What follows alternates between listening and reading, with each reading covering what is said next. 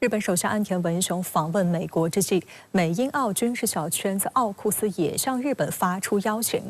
美国总统国家安全事务助理沙利文9号表态称，日本是奥库斯伙伴国的热门候选。不过，澳大利亚和英国态度有所保留。澳大利亚总理阿尔巴尼斯日前更强调，不考虑让日本作为正式成员国加入奥库斯。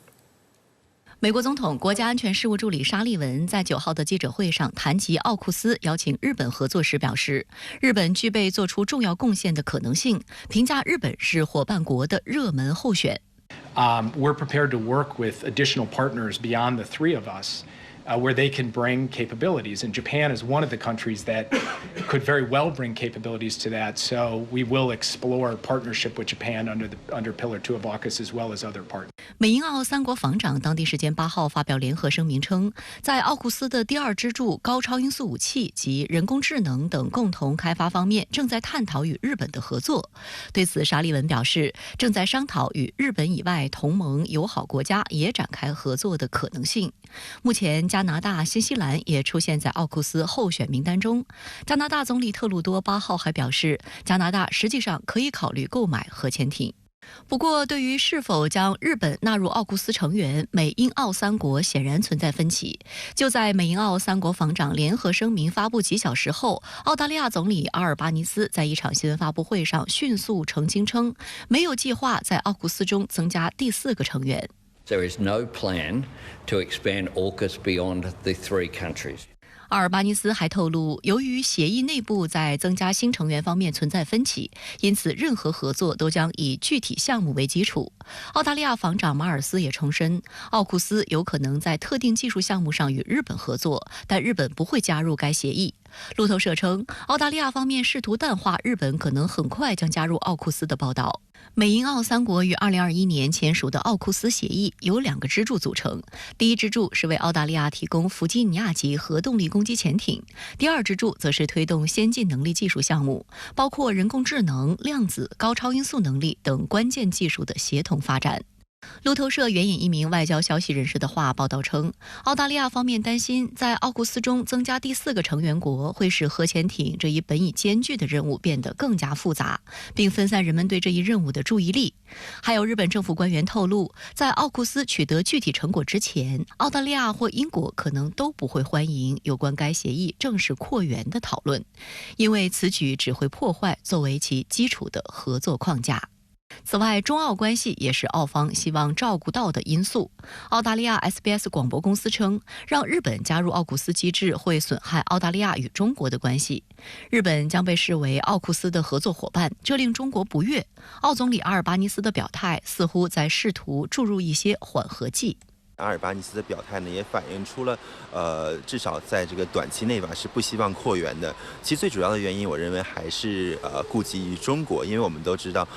过去几年呢，由于这个澳大利亚政府的原因，导致中澳关系呢，出现了倒退，同时澳大利亚也为此付出了巨大的经济代价。而自阿尔巴尼斯总理就任以来呢，其实澳方花了大量的时间，包括精力，来推动中澳关系的改善。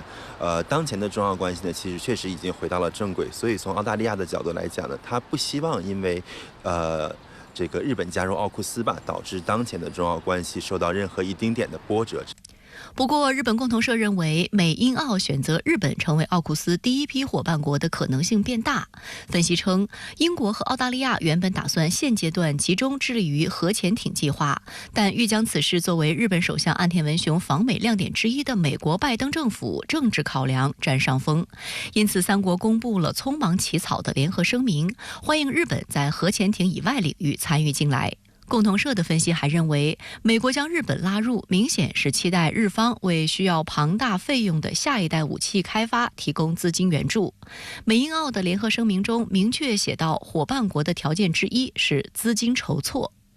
辽宁大学日本研究中心客座研究员陈阳对深圳卫视表示，美国积极寻求将日本纳入奥库斯，主要是看重日本在先进技术领域的能力，也就是奥库斯重点打造的第2支柱。因此，从中短期来看，日本与奥库斯的合作将集中在第2支柱，参与第1支柱，也就是制造核潜艇，目前来看很难。至于这个新西兰和加拿大，我认为其实在未来是有可能加入奥库斯的，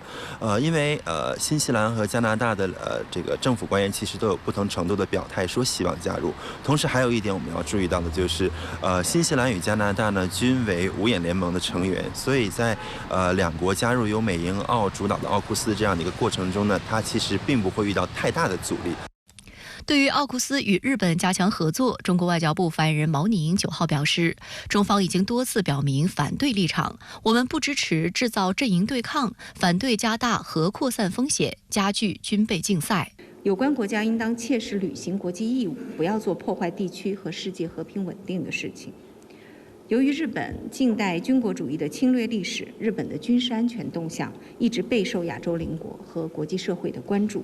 日方应当切实反省侵略历史，摒弃搞军事安全小圈子的做法，真正走和平发展道路。奥库斯的成立本身就有针对中国的意味，而其介入台海的迹象更值得警惕。美国国务院2号人物、常务副国务卿坎贝尔本月3号发表涉华言论，妄称奥库斯协议有助于台海的和平稳定。路透社称，自该联盟组建以来，美英澳3国一直不愿公开将奥库斯与台海紧张局势联系在一起。然而，坎贝尔却进行了一次罕见联系。坎贝尔这样的一个表态呢，其实也反映出了奥库斯今后肯定还会在这个涉及台海问题上做出一些消极的言行举措，这肯定不会是第一次。再有一点就是说，这个坎贝尔的表态其实也反映出今后奥库斯作为一个整体，或者是美英澳3国有可能以各自的方式介入台海事务，这也就将会导致当前的台海局势变得更加的复杂。对于坎贝尔公然将奥库斯与台海局势联系在一起，外交部国台办连续2天表达强烈不满。外交部发言人毛宁9号回应称，有关言论罔顾事实、颠倒黑白、煽风点火、用心险恶，中方对此强烈不满，坚决反对。台湾是中国领土不可分割的一部分，台湾问题是中国内政，任何外部势力无权干涉。美方如果要将所谓3边安全伙伴关系的潜艇计划与台湾问题相关联，意欲何为？中国捍卫国家主权和领土完整的意志坚定不移，任何人都不应低估，也不应误判。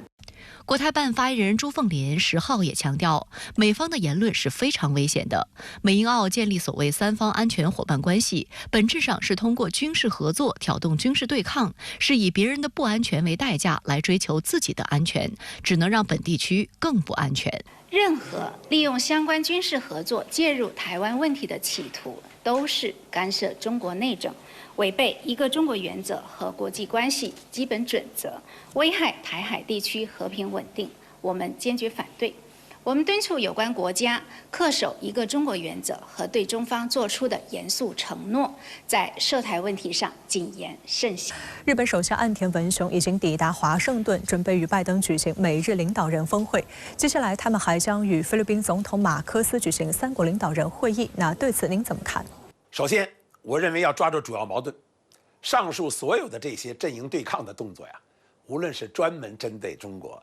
或者是针对俄罗斯、朝鲜等等，都是以美国为首，策划、实施等也都是美国在主导。所以说，美国是主要矛盾所在。而日本、菲律宾等国呢，无论是从实力或者是从意愿上，都和美国有着量和质的区别。从质来说吧，美国呢是为了维护霸权，好像是一个生死攸关、势在必行。而日本、菲律宾等国呢，虽然都有针对中国的打算，也都有自己的小算盘，但是和美国对中国的博弈有本质的区别。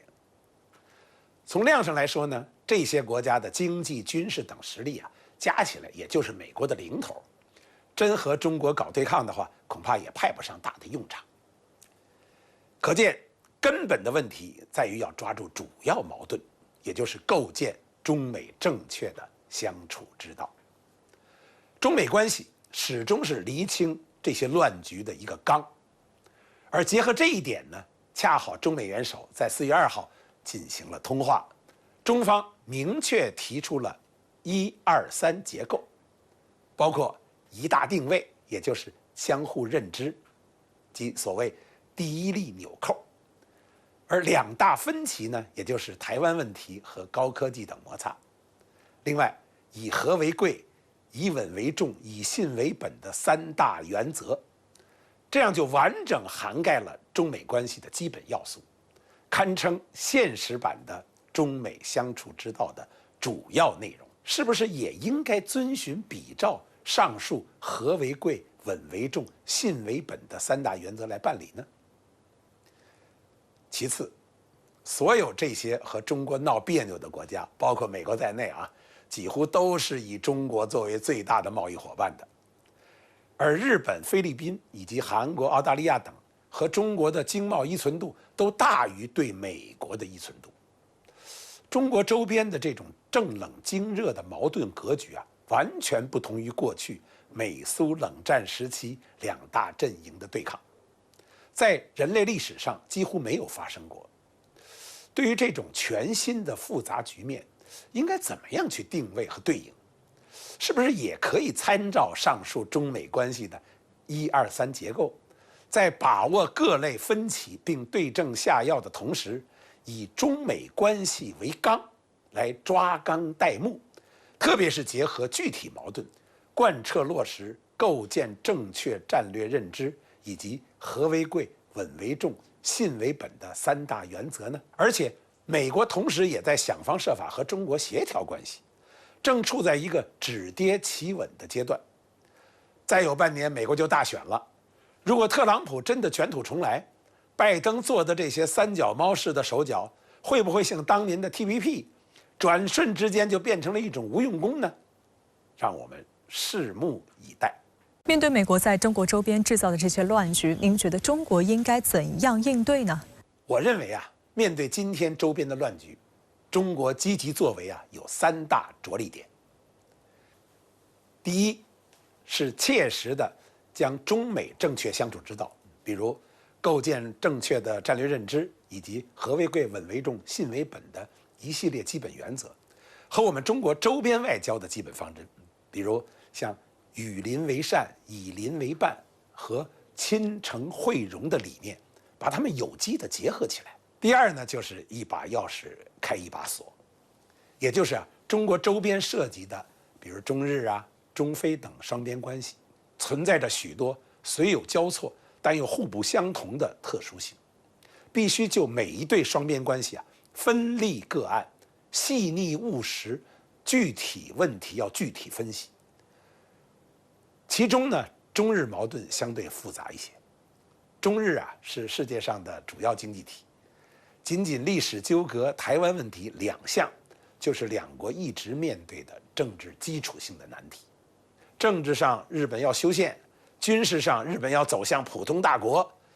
中国呢无疑都被视为了他们的重大障碍。俄乌冲突之后啊，日本战略危机感明显加剧，变本加厉向美欧靠拢，和中国的矛盾也显得就更突出一些。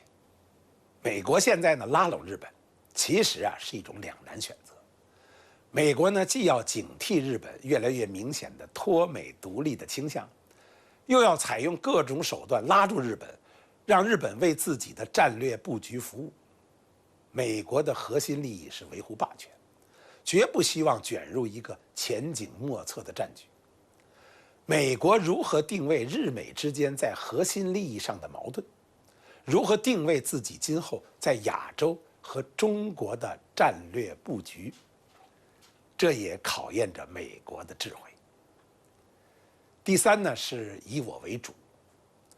在这样错综复杂的博弈当中啊，谁来主导，走向何方是至关重要的。美国企图主导，日本、菲律宾也都有自己的算盘，但从地缘关系、利益格局以及综合实力来看，只有中国能胜任这个主导方的角色。而且中国作为博弈的主要当事人呢，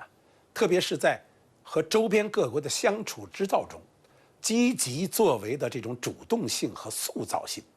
也在不断的成熟，并且呢在实践中展现出来。真金白银的利益依存和搬不走的邻居关系，似乎事事反衬出了美国主导的各种所谓结盟的脆弱性和不确定性。